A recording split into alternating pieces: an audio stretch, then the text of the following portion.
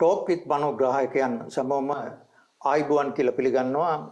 ඔබ තවම අපේ නාලිකාව සබ්ස්ක්‍රයිබ් කරලා නැත්නම් සබ්ස්ක්‍රයිබ් කරන්න කියලා ඉතා ඕනෑකමින් ඉල්ලනවා. අද අපේ ආරාධිතයා ඊටම දුර්ලභ ගණේ පුජ්‍යලේ බොහොම අපි අපහසුයෙන් හොයාගත්තේ අපේ මිත්‍රයන් මාර්ගයෙන් රංජිත් සිල්වා මාර්ගයෙන් මොරටුවේ හොයාගෙන අද පානදුර හිරණදී එතුමා හම්බෙන්නේ. එතුමා සිනමා ඉතිහාසය ගැන සෑහෙන තොරතුරු දන් පුජ්‍යලෙක්. ඔහු රූපසේන සිල්වා රූපසේන සිල්වා මහත්මයාව ආයිබෝවන් කියලා පිළිගන්නවා. රූපසේන සිල්වා මහත්මයා. ඔබතුමා සිනමාවේ අපිත් මමත් සිනමා පුවත්පත් කලාවේදියෙක් අපිත් නොදන්න බොහෝ තොරතුරු දන්නවා. ඔබට එහෙම දැනගැනීමට සිනමා කර්මාන්තය ඉදිරියටද නැත්නම් සිනමා පුවත්පත් වල ඉදිරියටද නැත්නම් සිනමා රසිකයෙක් වෙලා හිටියද? මුලින්ම සිනමා රසිකයෙක්, ඊට පස්සේ පුවත්පත් කලාවිදෙක්, ඊට පස්සේ මම ප්‍රොඩක්ෂන් මැනේජර් කෙනෙක් හැටියට චිත්‍රපට වලට සම්බන්ධ වුණා. ඔව් අපි රසිකයෙක් වෙයි කියමුකෝ. ඔව් ඉස්ලාම්. ඔව් රසිකයෙක් හැටියට ඉන්නදී අසීමිත විදිහට චිත්‍රපට බැලුවා. ඒ කියන්නේ එතෙන්දි වර්ග කිරීමක් සිදු වුණේ නැහැ.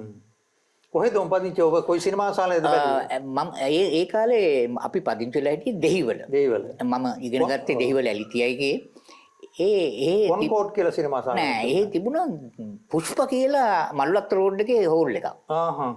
ඒකේ දවස් දෙකෙන් දෙකට පික්චර් මාරු කරනවා. හැබැයි ඔක්කොම එන්නේ පරණ පික්චර්. මම ඇත්තම කියනවා නම් මම ඉපදෙන්න කලින් චිත්‍රපට නැරඹුවෙත් ඒ සිනමා. ඒ කිව්වේ එච්චරට පරණ පික්චර් ඒකට ආවා දවස් දෙකෙන් දෙකට. දැන් ඒ සිනමා නෑ, ඒක පසු කාලීනම රොබින් තප්පෝ මහත්තයා මේ බදු අරගෙන විලාසිනී කියලා කරා. මම හිතන්නේ දැන් ඒකත් නෑ. විලාසිනී සිනමා ශාලාව වෙලා ඒක දැන් අභාවයට ගිහිල්ලා. එතකොට ඒ සිනමා රසිකයා සිනමා පුවත්පත් කලාවේදියා වෙන්නේ කොහොමද? පත්‍ර වලට ලිවීම මට හරි ආසාවක් තිබුණා. විශේෂම ආසාව තමයි මට තිබිච්ච මගේ නම මුළු ලංකාවෙම ජනප්‍රිය කරගන්න. හැබැයි මම පාර යනකොට කවුරුත් මාව දැනගන්නවට මම සතුටු නෑ. අසවලා තමයි අර ආවල් එක්කිනා කියලා. හැබැයි දැන් මම ඒක කරලා ඉවරයි. මොකද මම පාර ගියත් කිසි කෙනෙක් මාව දන්නේ නෑ. හරි. එතකොට මම අසීමිත විදිහට පත්‍ර පුවත්පත් කියවුවා. ඩී.වී. සෙනරත්න මහත්තයාගේ පැරණි ඉතිහාසය සම්බන්ධ ලිපි මං හරියට ෆොලෝ කරා. ඒ කියන්නේ කියවුවා. කියවලා ඉවෙන් මම පසු කාලීනව ඉවේ ඇතින යම් මේ අඩුපාඩුකම් හොයන්නම උත්සුක වුණා. එතින්ද මොකද මට පොඩි පිටුහලක් වුණා. මම පත්‍ර වලට ආටිකල් ලියද්දි මට හුඟක් මේ පරණ නළුලියන්ම ඉන්ටර්වයුව කරන්න ලැබුණා. ඒතකොට මට ඒගොල්ලන්ගෙනුත් පැරණි තොරතුරු ලබා ගන්න පුළුවන් වුණා. ඒවා කම්පෙයාර් කරලා මම ඇත්ත වශයෙන් ඉතිහාසය හුඟක් දුරට නිවැරදි කරා. ඔව් ඩී.වී. සෙනරත්න මහත්මයා ඉතාම ප්‍රවීණ පුවත්පත් කලාවේදියෙක්. සිනමා ඉතිහාසය ගැන හොඳින් හදාරපු පුජ්‍යලෙක්. එතුමා ඒ කාලේ මොන පුවත්පතටද ලිව්වේ? මුලින්ම හිටියේ ලංකාදීපේනේ. ලංකාදීප. මම හිතන්නේ අන්තිම දක්වත් හිටියේ ලංකාදීපේ. ඒකද මගේ දැනුවත්. අත්තිදී මේ මහත්තයාගේ ගෙවල් මට හම්බ වෙලා තියෙනවා මේ මහත්තයා. ඒක ඇත්ත වශයෙන්ම දැන් මේ මහත්තයා එන්.එම්. පෙරේරා මහත්තයා රංගපාපු ශාන්ත චිත්‍රපටිය ගැන කිව්වේ නැත්නම් මේ දැන් ඉන්න අපි කවුරුත් දන්නේ නැහැ. ශාන්තද රාජකීය වික්‍රමය? රාජකීය වික්‍රමය කියලා වෙන්නේ මෙන්න මේ ආකාරයට. මොකද ඕකේ මේන් ටයිටල් එක වෙන්නේ ශාන්ත. මොකද ඉන්දියාවේ පෙන්නලා තියෙනවා 1925 ශාන්ත කියලා ওই චිත්‍රපටිය. පෙන්නලා තියෙනවද? පෙන්නලා තියෙනවා. මගේ ළඟ පොත තියෙනවා ෆිල්ම් ඉන්ඩෙක්ස් කියලා. ඉන්දියන් ෆිල්ම් ඉන්ඩෙක්ස් කියලා. ඒ පොතේ තියෙනවා ශාන්ත 1925. හරි. එතකොට ඒගොල්ලන්ගේ ටයිටල් බෑන්ඩ් එක තමයි ෆලෝ කරන්නේ. හරි. එතකොට ඒක නිසා මේකේ නියමනම ශාන්ත. පසු කාලීනව අපේ ලේඛකයන් ඩී.වී. සෙනරත්නත් ඒක කරා. මොකද මේකට පාදක වුණේ රොයල් ඇඩ්වෙන්චර්ස් කියලා ඉන්දියන් කතාවක්. එතකොට ඒක සිංහලට පරිවර්තනය වුණොත් වෙන්නේ රාජකීය වික්‍රමය. ඉංග්‍රීසි කතාවක්ද ඉන්දියන් කතාවක්ද? ඉන්දියන් කතාව. ඉන්දියන් කතාව. මොකද අපේ හුඟක් පැරණි සිනමාවේ ගනුදෙනුව තිබුණේ ඉන්දියාවත් එක්ක. ඉන්දියාවත් එක්ක. ඇත්තම කියනවනේ ඉන්දියාවත් එක්කයි තිබුණේ.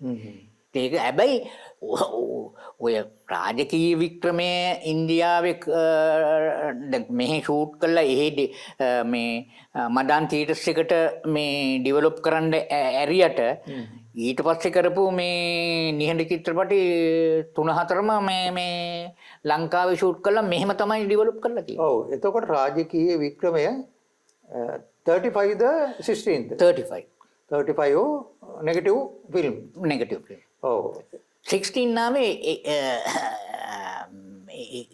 16 හැදුවේ 1925. නමුත් ඒ මුල් කාලේ ඉව්වැන් ඉන්දියාවේ එකම මම දැනුවත් එක චිත්‍රපටයක් කරලා 16 වලින්ම පෙන්නලා තියෙනවා. ඒ කියන්නේ 16 වලින් ෂූට් කරලා රිවර්සල් ෆිල්ම්ස් වලින් ඒකම ඒගොල්ලන් මේ සංස්කරණය කළා පෙන්නලා තිනවා ඉන්දියාවේ. අපි තව චුට්ටක් ආපස්සට යමු. දැන් ජනගත වෙලා තියෙන්නේ ලංකාවේ පළවෙනි සිනමා නළුවා එන්නෙන් පෙරා රාජකීය වික්‍රමයේ නෙගටිව් ගෙනියනකොට ඉන්දියාවට ගිනි අරගෙන විනාශ වුණා කියලා. ගිනි අරගෙන නෙමෙයි. ඇත්තම කියනවා නම් ඒක ඉන්දියාවේ පෙන්නලා තියෙනවා. ඒක තමයි ඒක දන්නේ නැහැ ගොඩක් දෙනෙක් දන්නේ මේක ඒක ඉන්දියන් මේ ඔය මං කිව්වේ මම ෆිල්ම් ඉන්දියන් ෆිල්ම් ඉන්ඩෙක්ස් එකේ තියෙනවා. තවත් කීපයකම තියෙනවා. අනිත් එක මේ පසු කාලීනව මේ හුඟක් දින හොයාගත්ත හැටියටත් එහෙ පෙන්නලා තියෙනවා. ඕක කතා දෙකක් තියෙනවා. එකක් මඩන් තියටර්ස් එතකොට මෙහි චිත්‍රපටි පෙන්නනවනේ. ඔව්. හරිනේ. ඕක කීපයක් බදු අරගෙන. හරියට. එතකොට ඒගොල්ලන්ගේ ස්ටුඩියෝ එකේනේ ඕක ඩෙවලොප් කරේ. ඔව්. එතකොට ඒගොල්ලන්ම තමයි ඉන්දියාවේ මේ සිංගප්පූරුවේ බොම්බායේ පෙන්නලා තියෙන්නේ. ඩබ් කරලාද? නෑ ඩබ් කළා නෑ. ඒ නිහඬනේ ඉස්සෙල්ලා මේ නෑ ට්‍රැක් නෑ යන්නේ මේ නිහඬ රූප සබ්ටයිටල් එකක් නේ යන්නේ. සබ්ටයිටල් එකක් යන්නේ. හරිද? එතකොට මේගොල්ලන් පෙන්නලා මේක සාර්ථක වුණා නිසා ඉර්ෂියාවට මේකට ගිනි තිබ්බයි කියලාත් කතාවක් තියෙනවා. ඒක හැබැයි ඉතින් අපිට මේ සාක්ෂි සහිතව ඔප්පු කරන්න බෑ. මොකද ඒගොල්ලන්ගේ මේ තියටර් එක මේ ඒගොල්ලෝ ස්ටුඩියෝ එකත් ගිනි ගත්තනේ. ඔව් ඔව්. තේරුණාද? එතන ඉඳලානේ ඒගොල්ලන්ගේ බැස්ම ආවේ. ආවේ ඔව්. ඒකින්ද අපිට ඒක ස්ථිර කරන්න බෑ. නමුත් ලංකාවේ පළවෙනි චිත්‍රපටි හැටියට ශාන්ත අපි පිළිගත යුතුයි. හරියට බැලුවොත් සිංහල සිනමාවට අවුරුදු 100යි. 30යි. 1025 මේ 25යි දැන් 2025. මොකද ලෝකෙ කිසිම රටක මේ කතානාදින් සිනමාවේ ආරම්භයේ සනිටුවම් වෙලා නෑ ලංකාවේ අරුණකොට. එතකොට රාජකීය වික්‍රමයට අතුන ඉරණම තමයි ඒක. ඊට පස්සේ තව චිත්‍රපටියක් පෙන්නුවා රොමාගේ ආලය කියලා. ඒක හැබැයි ටිකක් වෘත්තාන්ත චිත්‍රපටයක් වුණාම ඒක වෘත්තාන්ත වාර්තාමය චිත්‍රපටයක්. ඒ කියන්නේ කොකුපණු රෝගය බේස් කරලා තමයි හදලා තියෙන්නේ. හරි? Semi document. හරියට හරි. ඊට පස්සේ පලිගැනීම. ඊට පස්සේ සරදියල්. ඊට පස්සේ සිරිසංගරුව. ඒ ඔක්කොම 35 නිශ්ශබ්ද චිත්‍රපට. ඔව්.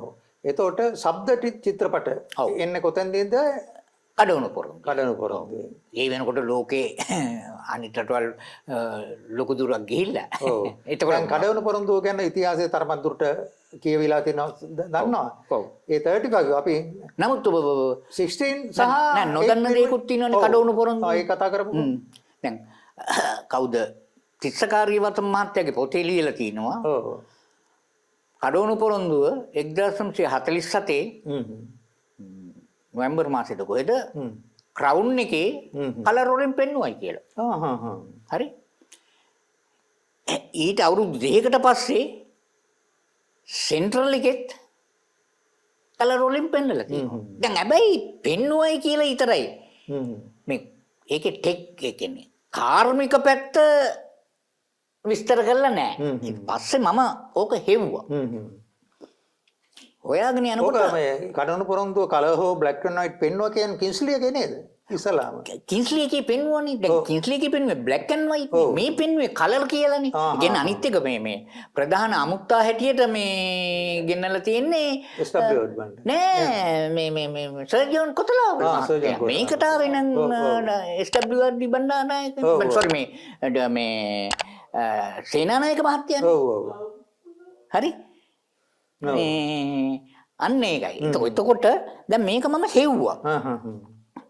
හොයාගෙන යනකොට මට පරණ මේ මම හිතන්නේ ඔය පැත්තේ ඉන්නවා මේ අර ප්‍රොජෙක්ටර් එකතු කරන එක්කෙනෙක් මේ මට නම මතක නැහැ සරත් කියලා කියන්නේ. කැලණි ඒරිය වටේද? නෑ මම දන්නේ නැහැ මේ ඔය පැත්තේ සරත් කියලා කියන්නේ ඒගොල්ලෝ පරණ මේ මුරු පවුලම මේ ප්‍රොජෙක්ටර් ඔපරේටර්ලා.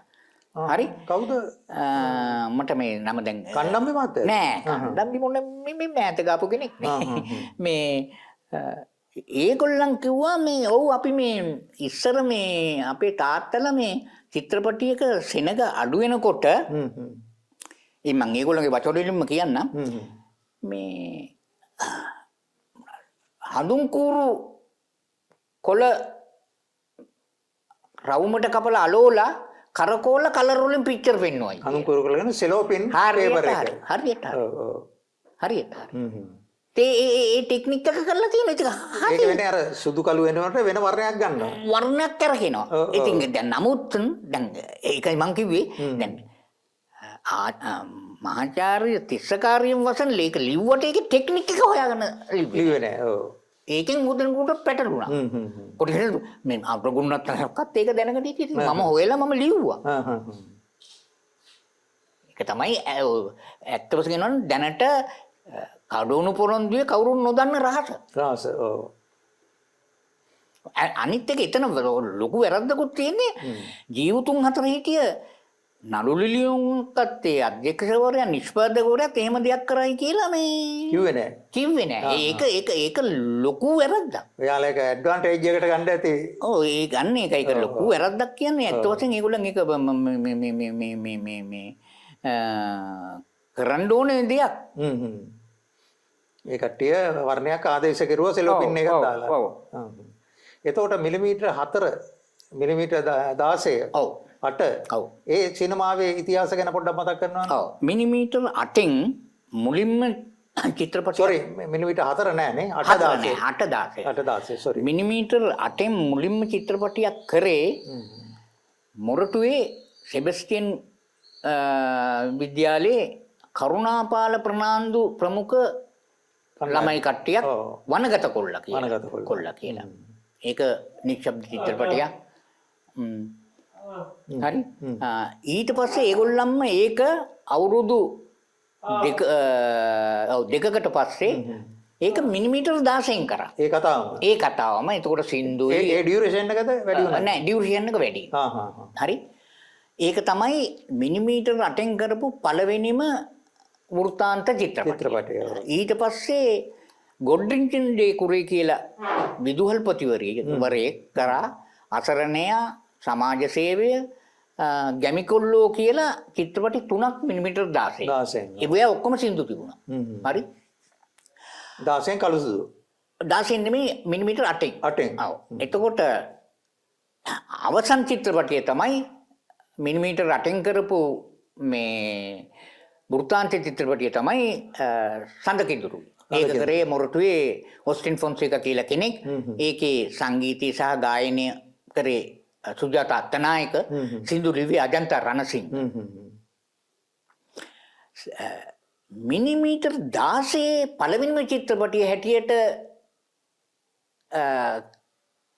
කියන්න පුළුවන් ගම්බද සුන්දරි. මොකද ඒක මිලිමීටර 16න් මේ රිවර්සල් ෆිල්ම් වලින් කරපු චිත්‍රපටියක්. ඒකේ කොපි නෑ. අනිත් එක ඒ කොපිය මම S2කින් තිස්සනාගොඩ මහත්තයලා ගෙදෙද්දි දැක්කා.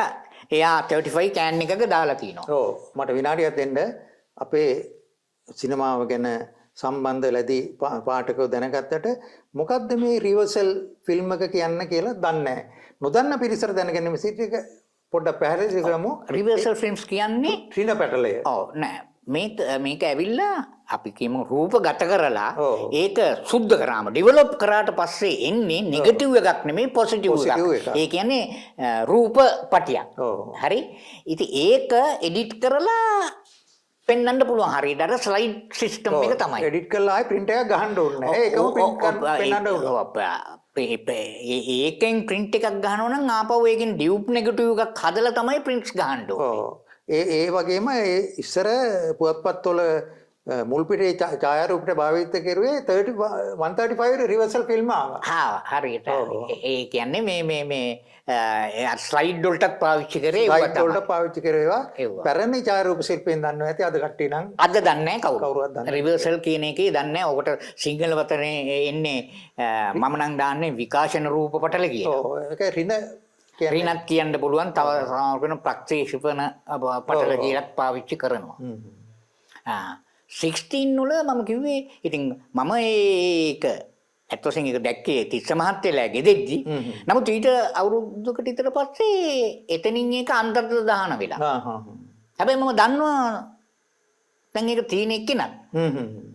තීන තැනක් දන්නවා එක්කෙනක් දන්නවා එයාට ඒක අයිතිවාසිකම් නැති බවත් මම දන්නවා. ඔව් කවුරුන් හෝ ඒක පොදු වස්තුවක්. ඒක කල්පනා කරන්න ඕනේ කවුරු හරි පුජ්‍යරිගේ දේපලක් තියන් යනකොට මිනි පෙට්ටිය දාගෙන යන්න බෑනේ ඔක.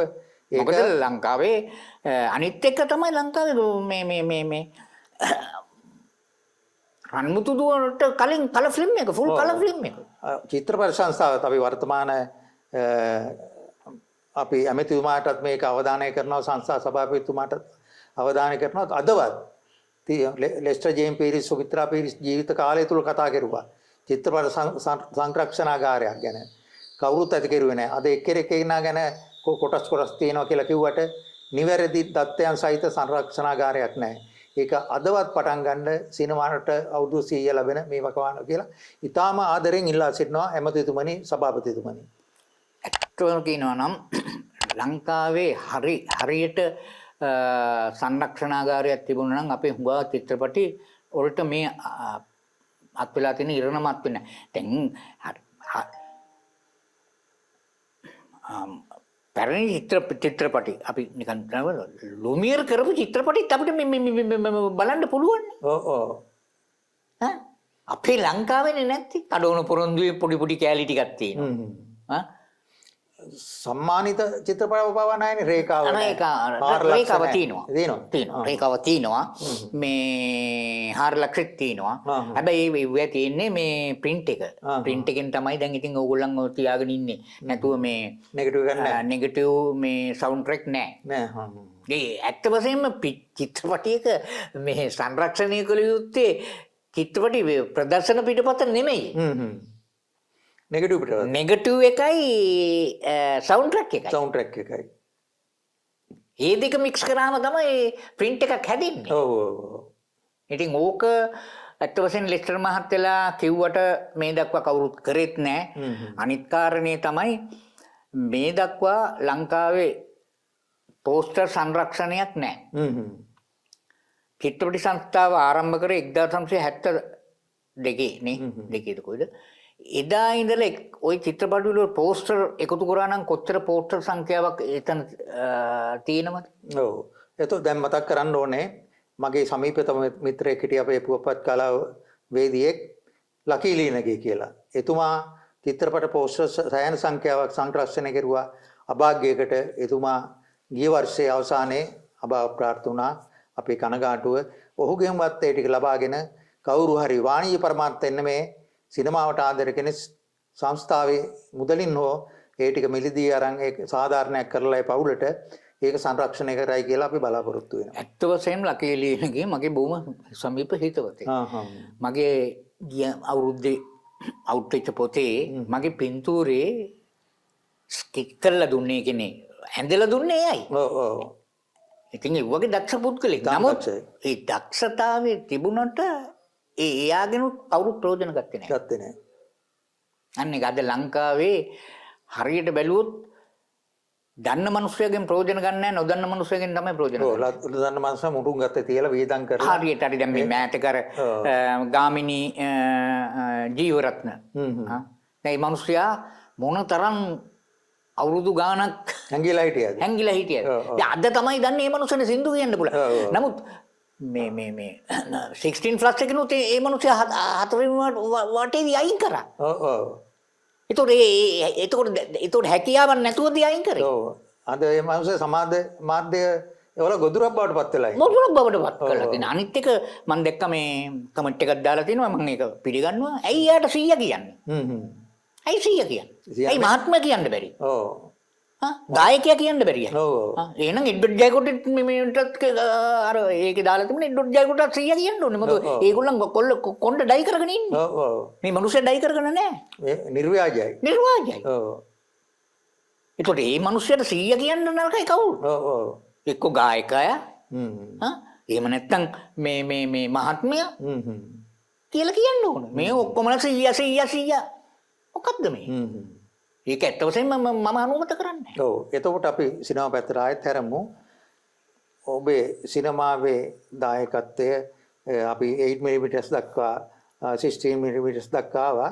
ඔබ සිනමා පුවත්පත් කලාවට අවතුරුන හැටි සහ එතන භූමිකාව ගැන කතා කරමු. මම ඇත්ත වශයෙන්ම හෙන්රි ප්‍රශාන්ත මට වැඩි සීනියර්. ඔව්.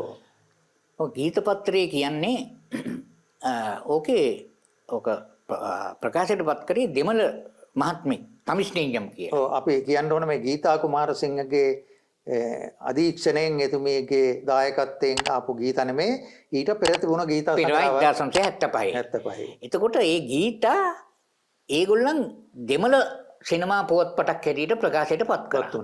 ඒකට අවුරුද්දක් පිරීම නිමිත්තෙන් ඒගොල්ලන් ඒක සිංහලෙනුත් මේ පිටකරන්න ප්‍රකාශයට පත් කරන්න තීරණය කරා. ඒ වෙලාවේ හෙන්රි ප්‍රශාන්ත මැන්ඩිස් මාව ඒකේ නිවුස් ලියන්න සම්බන්ධ කරා. පොඩ්ඩක් ඉන්න.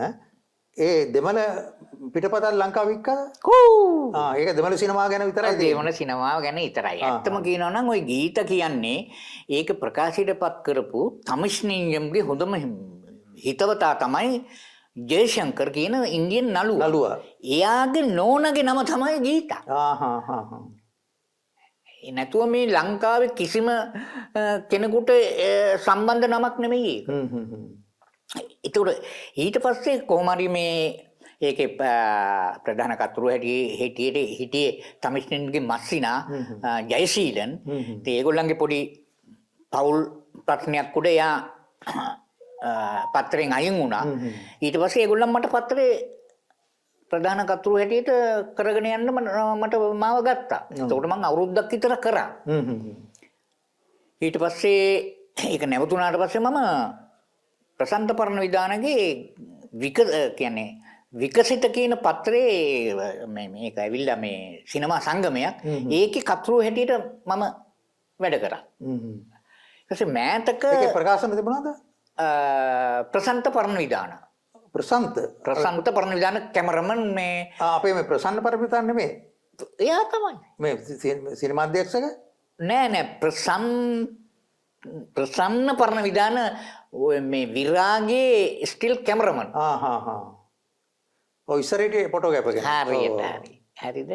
ඒකේ කතුරු හැටියට කරා. ඊට පස්සේ මෑතක මම 2008 මේ ජෝති කියලා පත්‍රයක් කරා. හැබැයි ඉතින් ඒකේ පොඩි වෙනසක් තියෙනවා. ඒක හුඟ දෙනෙක් හිතුවේ ජෝතිගේම පත්‍රයක් කියලා නෑ. මම ඒකේ පිටු 4යි ජෝති වෙනුවෙන් අනිත් පිටු සිනමාවේ සමස්ත සිනමාව වෙනුවෙන් කැප කරේ. ජෝති ගැන ගායකයෙක් ගැන පත්‍රයක් අරමුණු කරගෙන බිහිවෙච්ච පළවෙනි වතාවද ලංකාවේ? නෑ මීට කලින් ආනන්ද පත්මරිසි කරලා තිනවා ජෝති කියලා පත්‍රයක්. හරි. ඊට පස්සේ ඒක නැවතුණාට පස්සේ එයාම කරා ජෝති විජය කියලා පත්‍රයක්. ඊට පස්සේ තමයි මම මේ ජෝති කරේ. ඇත්ත වශයෙන්ම මම දන්න තරමට මේක මම හිතන්නේ හුඟක් නිවැරදි ලෝකෙ ගායකෙක් වෙනුවෙන් පත්‍ර 3ක් කරපු එකම රට ලංකාව. ඒ කියන්නේ ගායකෙකුගේ නමින්. හරි. ඒත් ජෝතිගෙන් පස්සේ ඔබතුමා ඊට පස්සේ ඉතින් මමට පත්‍රයක් නෑ. මම දැනට මව්බිම පත්‍රයේ යනවා මේ රස මංජුසා පේජ් එකට පැරණි ආටිකල් ලියනවා. නිදහස් ලේඛක ෆ්‍රීලැන්ස්.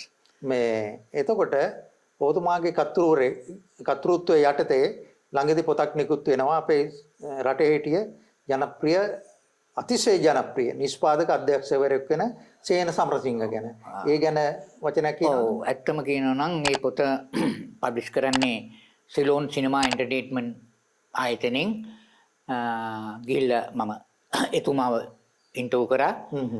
මේ ලබන මේ එන සැප්තැම්බර් මාසේ පිට වෙනවා. ඒකේ නම සේනගේ සුපිරි සිනමාව. ඇත්තම කියනවා නම් මට අවුරුදු 25කට පස්සේ ඒ කියන්නේ ගීත පත්‍රය කරද්දි මට නිතර දෙවේලි හම්බ වෙච්ච මහත්මෙක් තමයි මේ සේන සමරසිංහ මහත්මයා. හරි. ඊට අවුරුදු 50කට පස්සේ මට එයාගේම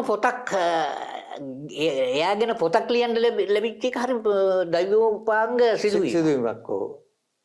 දැන් ඒ පොතේ ඔව් ඒක ලබන මාසේ අවුට් වෙනවා.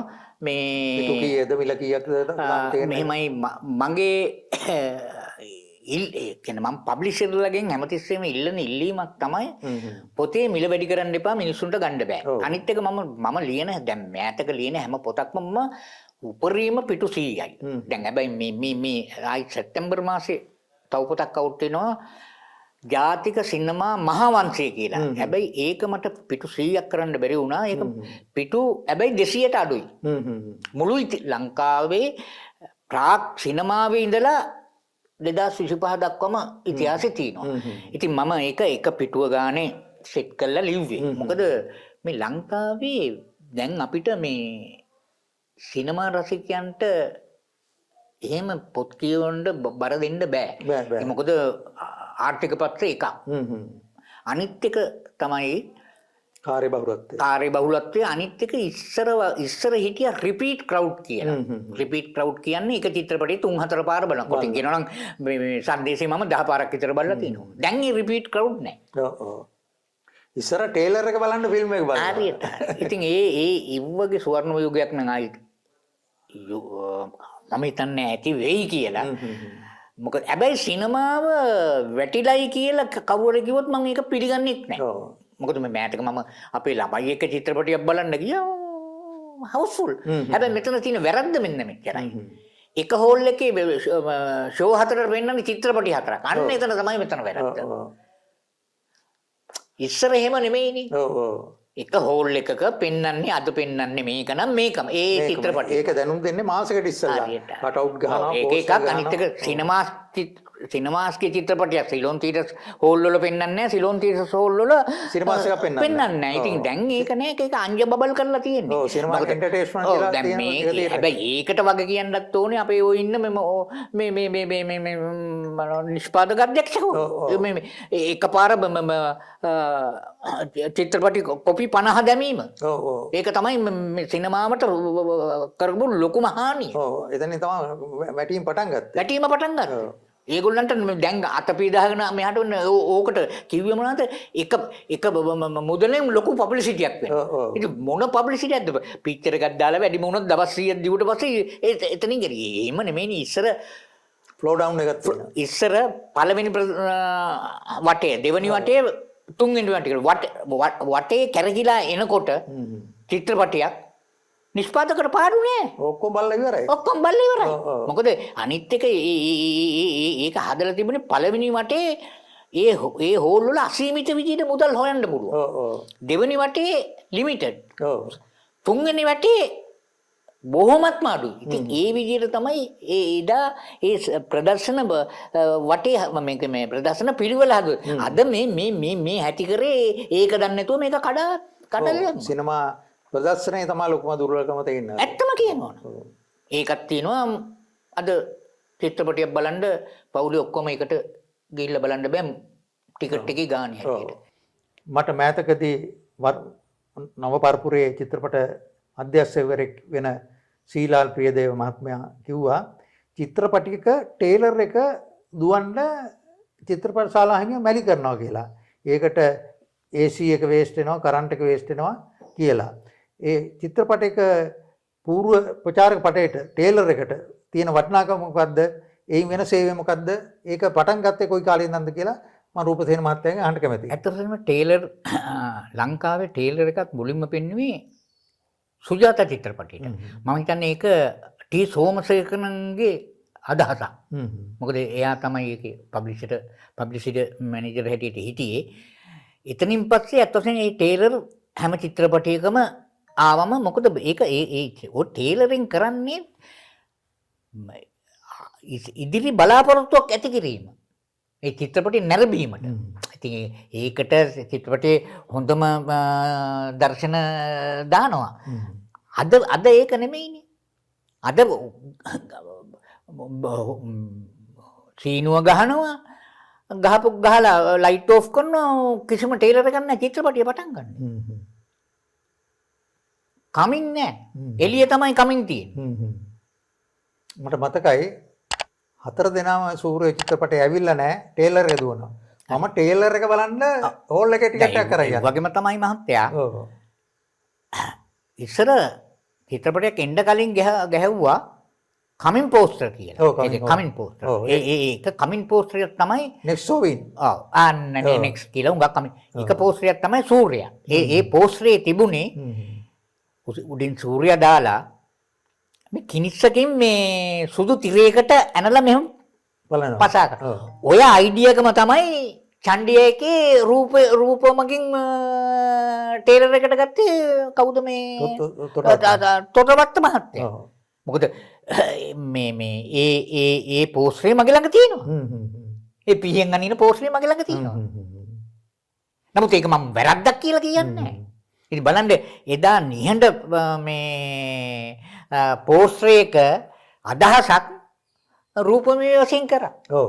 එතකොට ටේලර් එකට තිබුණ තැන ගැන අපි කතා කරුවා. ඒ වගේම තමයි ෂෝ කාඩ් වලට තිබුණ තැන. අද ෂෝ කාඩ් නැහැ. ඉන්නවන්ට ෂෝ කාඩ් වල මම අහගෙන තියෙනවා චිත්‍රපටියේ නැති ජවනිකා නිරූපණය කළ ෂෝ කාඩ් වල තිබුණා කියලා. ඔව් දැන් සමහර ඉස්සර ස්ටිල් කැමරමන් කෙනෙක් හිටියනේ. අනිවාර්යෙන්ම හිටියා. දැන් ස්ටිල් කැමරමන් කෙනෙක් නැහැ. මම දන්න තරමට. ඉන්නේවත් ඇති නැතිව. දැන් කරන්නේ චිත්‍රපටිය එන්න කට් උනාට පස්සේ දැන් පබ්ලිසිටි වලට පින්තූරේ පෑනේ. නළලියෝ ගෙන්නලා ඔය මොන හරි මේ කොස්ටියුම් ටිකක් අඳලා නැති දර්ශන හරි කමන්නේ රූපගත කරනවා. ඔව් ඒ චිත්‍රපටයේ තියෙන කොස්ටියුම් එක නෙමෙයි. ඔව් සමහර වෙලට ඒකත් ඒ මේකප් එක නෙමෙයි වෙනම ලස්සන. ඔව් සමහර වෙලට චිත්‍රපටයේ නැති සරාගික හැඟීම් දනවන පින්තූර ගන්නවා. පින්තූර දෙනවා. විශේෂයෙන්ම අර සෙක්ස් ෆිල්ම් ආපු අකනවානේ ඒවා තිබුණා. ඔව් ඒකයි දැන් සිනමාව ඇවිල්ලා මේ මොනවාද මේ නියම සිනමාවක් නෙමෙයි. ඔව් ඔව්. දැන් නියම ඉස්සර චිත්‍රපටියක් ෂූට් කළා රූපගත කරලා ඒකේ කියන්නේ ප්‍රතිපලයේ බලාගන්න අඩු ගානේ දවස් 3-4ක් යනවා මේ ඩෙවලොප් වෙලා එනකන්. දැන් ඒකක් ඕනේ නැහනේ. මේ මොනිටර් එකෙන් බැලුවා. ඕන තරම් ෂූට් කරන්න පුළුවන්. ඔව්. දැන් අපි ගොඩක් සාකච්ඡා කරුවා. අවසාන වශයෙන් තව දවසකට අපිට සාකච්ඡා කරන්න කරුණු බොහොමයක් තියෙනවා. මම අහන්න කැමතියි ඔබතුමා සිනමා පුවත්පත් කලාවේදියෙක් වැඩ කරනකොට ඔබට හම්බුණා වෙන්න ඇති ගාමිණී ජෝ වගේ දයවන්ත ශිල්පීන්. ඒ ශිල්පීන්ගෙන් පුවත්පත් කලාවේදියාට වැඩිපුර සහයෝගයක් දුන්න සමීප ඇසුරක් දුන්න ප්‍රියමනාප ශිල්පීන් කවුද? මේමයි ගාමිණී මහත්තයව මම කීප විටක් විජි ස්ටුඩියෝ එකේ දැකලා තිනවා. නමුත් බොහොම සුවදශීලී ලෙස කතා කරලා නැත. ඔව් එයාගේ තියෙනවා ගෞරවය. ඔව් ඇත්තම කියනවනේ. විජේවත් මට හම්බ වෙලා තිනවා. මොකද ඔය නිල් රූපසිංහ චිත්‍රපටි වල නිවුස් ගන්න එතන ගියම පින්තූර ගන්න ගිය වෙලාවවලදී හම්බ වෙලා තිනවා. හැබැයි හුඟක් ළඟින් මම මේ මාත් එක්ක ඇසුරු කරපු කෙනෙක් තමයි සනත් ගුණතිලක. මොකද සනත් ගුණතිලක ඇසුරු කරන්න මූලික හේතුව මමයි මගේ යාළුවෝ තුන්දෙනෙකුයි චිත්‍රපටියක් කරා කවුරුදොර කියලා. කවුරුදොර ඒක ඇත්ත වශයෙන්ම රිලීස් වුණේ නැහැ. නමුත් ඒක වීඩියෝ එක මම දාලා තියෙන්නේ. ඉතින් ඒකේ ඔය ප්‍රසන්ත පරණවිතානගේ බොහොම සමීප හිතවතෙක් මේ කවුද? සනත් ඒක ඇත්ත වශයෙන්ම සනත් නිකන් ඇඩ් කරේ. සනත් විතරක් නෙමෙයි මේ සබිතා පෙරේරා සල්ලි ගත්තේ නැහැ. දයාල්වි සල්ලි ගත්තේ නැහැ. මේ චිත්‍රපටිය. මොකද ඒකේ තිබුණේ වෙනම ප්ලොට් එකක්.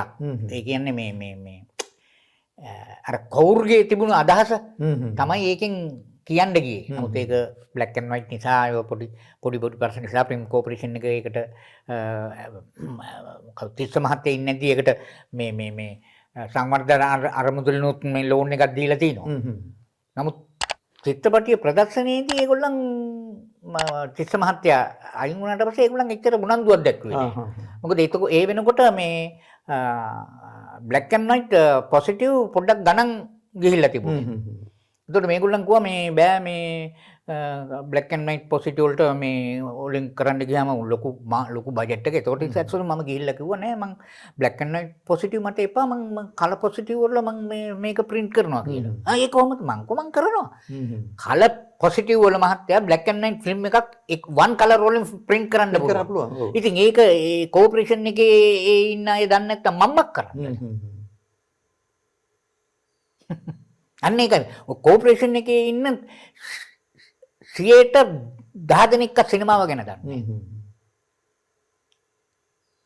ටෙක්නිකල් සයිඩ් එකක් දන්නේ නැහැ. ඒකනේ මේ தත්ත්වයට වැටලා තියෙන්නේ. හරියට. ඔව්. එතකොට වර්තමානයේ ඔබතුමාගේ බලාපොරොත්තු ග්‍රන්ථකරණයේ යෙදෙන්නද? ඔව් දිගටම ඒක කරගෙන යනවා. මොකද දැන් ඇත්තම කියනවා නම් අරුණ පුවත්පතට අමතරව. ඔව් දැන් මොකද දැන් අපි එකපාරක් හැරෙනකොට 10 පාරක් හැරෙන්න පුළුවන් තරුණ ළමයි ඉන්නවා. ඉතින් ඒ ළමයි ඒක කරගෙන ගියානේ.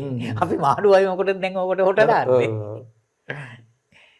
ඔබතුමාට වැඩ කටයුතු වඩාත් සාර්ථක වේවා. නිරෝගී දිව්‍යත් දීර්ඝාසයත් ලැබේවා කියලා ඔබතුමාට ගොඩාක් ස්තුති කරමින් මේ ඔබතුමාගේ දියණිගේ නිවසට ඇවිල්ලා අපිත් එක්ක සුවත කතා බහකට එක්ුණාට ටෝක් විත් මනෝ ග්‍රාහකයෙක් වෙනින් ස්තුති කෙමෙන් ඔබතුමාට ආයුබෝවන් අපේ ටෝක් විත් මනෝ පාඨකයන්ටත් ආයුබෝවන් කියලා වැඩසටහන නිමා කරනවා ආයුබෝවන්